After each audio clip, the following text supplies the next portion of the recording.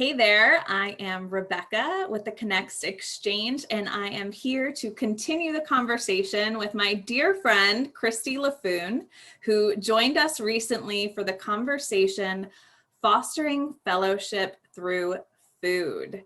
Every day we eat food. It's a requirement to get our nutrients to be alive. And in this conversation, you encouraged us and invited us to think a little more deeply about food and how it creates community and connection. So what is it about food for you in your life and how it shows up? Where do you see it as fostering fellowship? I think one of the things I actually realized after the conversation last week was that I spent 6 months of my life not able to eat. And ever since then, I have focused more on the food that I eat and not eating what I don't want and enjoying it, because there were those 6 months that I couldn't even chew. So I think that's something that has made food really important to me. So I focus on the taste, and I focus on who I'm eating with, and also where it comes from, why we eat certain things the way we do, what cultures they harken back to, what history they have. Food is fascinating to me, every aspect of it, even the really grungy, divey stuff. There's more to it than just that. Yeah, there are some beautiful traditions around food, and we can learn about different cultures around food. And I know that you've written about some of those things. You sport some food and artwork on your body. So this feels like something that touches you even deeper at your core. Why was it something you wanted to bring to this community to talk about? I think it's an important topic because we get lost in food. A lot of times we don't pay attention to what we're eating. We don't think about the value of the nutrients in it. It's just something that we do. It gets caught up in our day-to-day, and we end up forming a lot of unhealthy habits around it. And I did for a lot of years, have a lot of unhealthy habits and relationships with food. And I've been working to take back my relationship with it. And I think that's a conversation that we all need to have.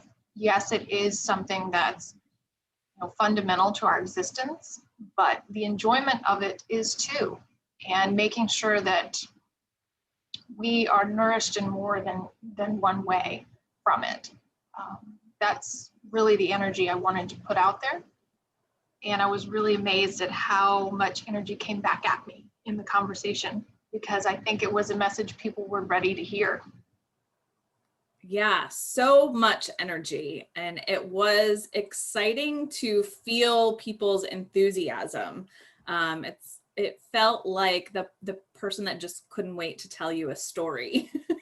And it was a beautiful conversation. Were there specific moments or things that were said or shared that have lingered or stuck out to you in the moment?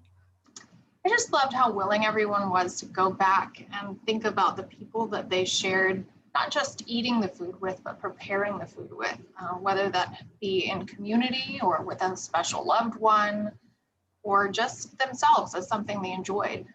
It's always for me about the story, and everyone had one and couldn't really wait to share it. And I love that part. I love that part of any conversation, but especially ones around food, because they tend to be happy memories. They tend to be rewarding things to think about. And it was true in that conversation. And the world over, as we learned, every culture across the globe has a different relationship with food and a different practice for preparing it and for eating it. And those things are they're fascinating in their complexity and in the difference between cultures, but also in the similarities that we find across the world. We all do some things the same.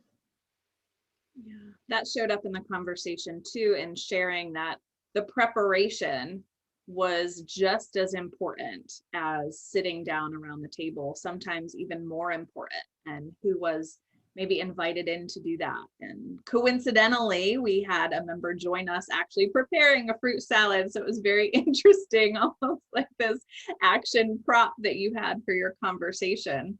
I know that you have done some traveling. Are there any things that you'd like to share about what you've learned from other countries or cultures around their food traditions? The biggest thing I've learned in all of my travels is slow down. Slow down and taste it.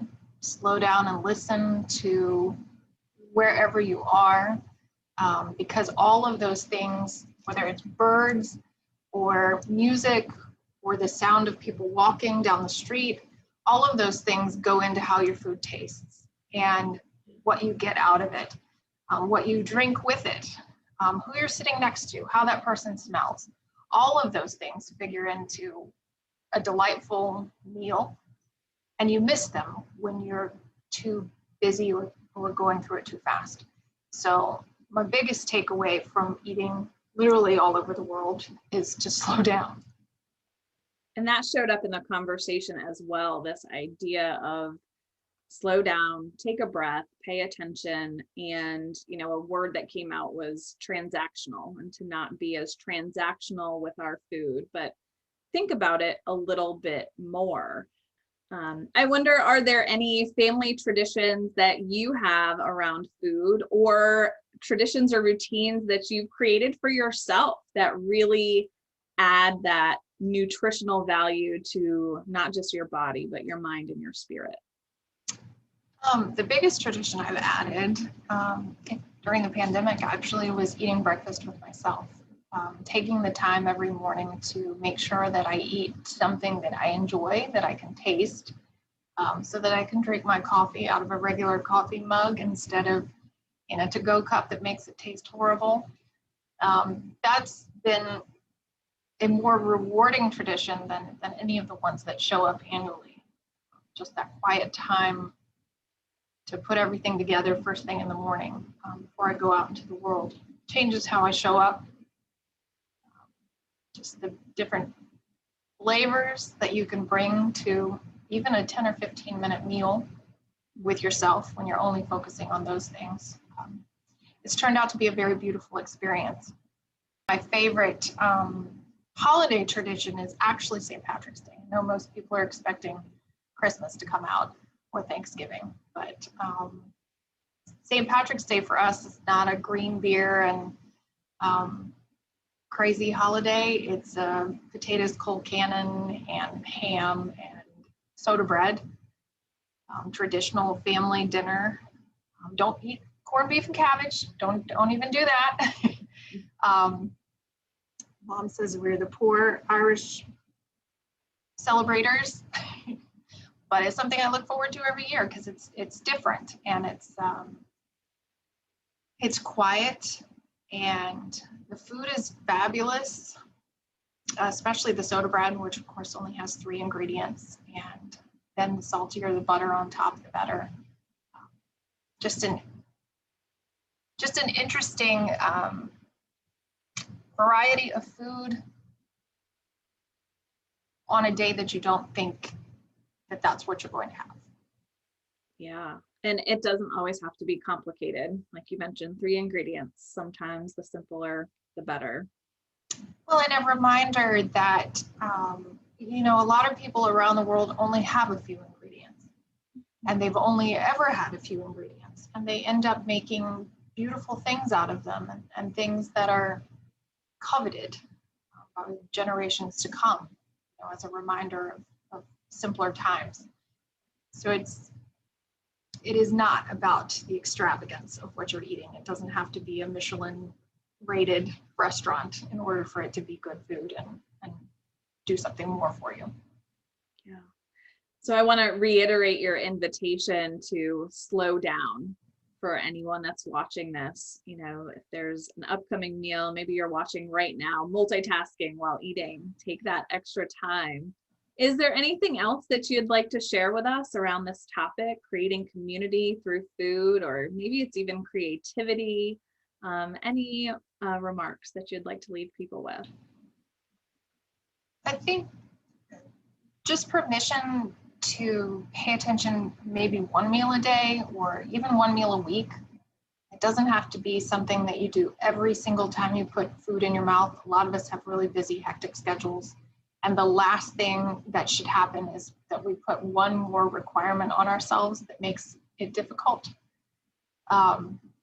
So just paying attention to one meal, whenever that one meal is, as often as you can. And when you do it, just enjoy it and rejoice in that, and not make it something, yet another thing that you don't have time to get done. Yeah, beautiful, beautiful invitation. And Kristi, you mentioned that you're all about the story and what surrounds the food, who created the food, why are the ingredients there, and the environment that's around. And that's because Kristi is a writer. So she is all about the story and a storyteller by nature. Kristi, if people want to connect with you, maybe exchange some recipes, or just share their love for this topic too, how can they get in touch with you? You can certainly find me on Facebook. I have a Kristi Lafoon author page, or you can certainly search for my personal page as well. And I have a website, kristilafoon.com. You can reach out to me in any of those ways. Fantastic. Thank you so much, Kristi, for joining me here today and for joining us in community at the Connext Exchange. And thank you for having me. Yes. Thank you all for watching, and we hope to see you at a future conversation every Thursday live online, 11:30 a.m. Eastern. And in the meantime, have a great day and find ways to enjoy your food.